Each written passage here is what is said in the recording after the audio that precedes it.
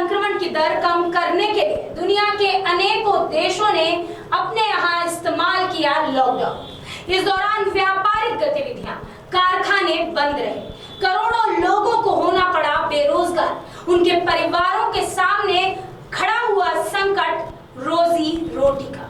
एक मोटे अनुमान के मुताबिक देश में 5 से 18 साल तक की उम्र के मजदूरों की तादाद 3 करोड़ 30 लाख है। लेकिन कोरोना, बाढ़, तूफान जैसी प्राकृतिक विपदाओं के चलते इस आंकड़े में तेजी से बढ़ोतरी हुई है। भोपाल के हनुमानगंज स्थित क्षेत्र में रहने वाले नितेश की कहानी कुछ ऐसी ही है। 14 साल का नितेश वैसे तो पढ़ाई कर रहा था, सरकारी स्कूल में भी जाता था, लेकिन लॉकडाउन में इसके सामने भी पारिवारिक संकट खड़ा हो गया। नितेश के माता पिता मजदूरी किया करते थे।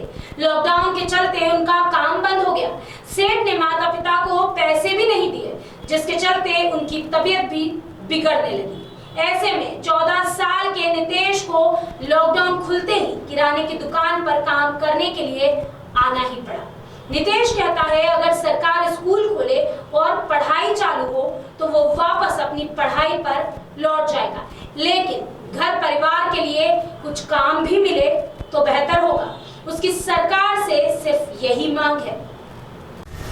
क्या नाम है? नाम नितेश चंद्रवंशी। कहाँ रहते हो? हनुमानगंज क्षेत्र भोपाल। क्या काम करते हो? मैं किराना की दुकान में काम करता हूँ। काम करने की वजह लॉकडाउन में?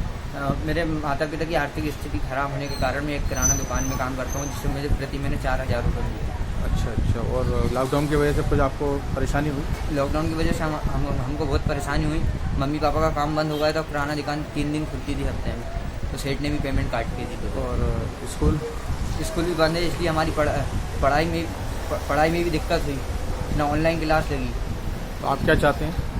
हम चाहते हैं कि स्कूल खुल जाए और हमको अच्छा काम मिल जाए। लॉकडाउन का असर हर व्यक्ति पर पड़ा है। राज्य में स्कूल जाने वाले बच्चों के बीच बाल मजदूरी में कई प्रतिशत की वृद्धि हुई है। स्कूल जाने वाले बच्चों में बाल मजदूरी का प्रतिशत 14 से 18 वर्ष आयु वर्ग में बढ़ा है। बाल अधिकारों के हित में काम करने वाले लोग इस स्थिति के लिए कई वजहों को जिम्मेदार मानते हैं। मध्य प्रदेश बाल आयोग के सदस्य ब्रजेश चौहान का कहना है कि घर के कमाऊ परिवारों की नौकरी जब चली जाती है तो उसकी वजह से बच्चों को काम करने के लिए मजबूर होना ही पड़ता है। खासकर लड़कियों को स्कूल नहीं जाने की स्थिति में घर के कामकाज का बोझ उठाना पड़ता है। इसके अलावा बाल मजदूरी सस्ती होती है, इसलिए लोग उनसे काम कराने को तरजीह दे रहे हैं। कोरोना काल के दूसरे दौर के बाद जहां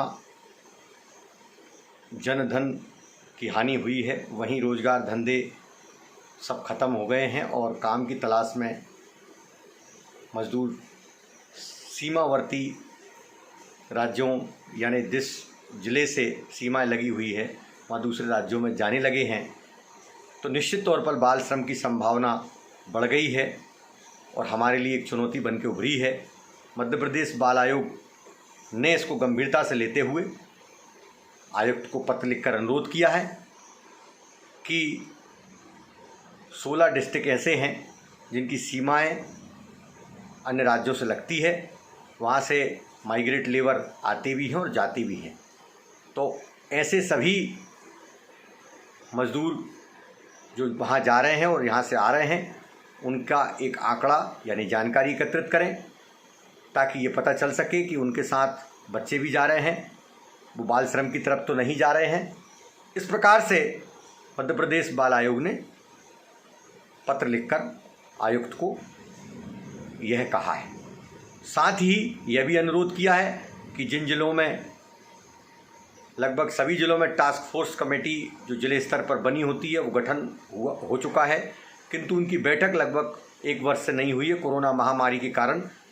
तो बैठक भी सुनिश्चित हो और एक कार्य योजना के साथ प्रत्येक ज़िले में बाल श्रम पर काम हो, क्योंकि निश्चित तौर पर अब आगे बाल श्रम की संभावनाएं ज़्यादा है। तो उसको देखते हुए डिस्ट्रिक्ट लेवल पर एक रणनीति तैयार की जाए कि किस तरीके से हमारे बच्चों को बाल श्रम से रोका जा सके। विस्थापन की वजह से वयस्क मजदूरों के घर लौट जाने के चलते ऐसे लोगों की कमी हो गई है। उनकी भरपाई इस वक्त बच्चों से की जा रही है। बाल मजदूरी बढ़ने की वजह से बच्चों की तस्करी और खरीद फरोख्त का खतरा भी बढ़ गया है। इसके अलावा लंबे अरसे से स्कूल बंद होने के चलते पढ़ाई नहीं कर पाना और शिक्षा से इन बच्चों का मोह भी भंग हो गया है। श्रम कानूनों में हालिया बदलाव से बाल मजदूरी पर निगाह रखने वाली सरकारी एजेंसियां भी अब समस्या से अपना मुंह फेरने लगी हैं।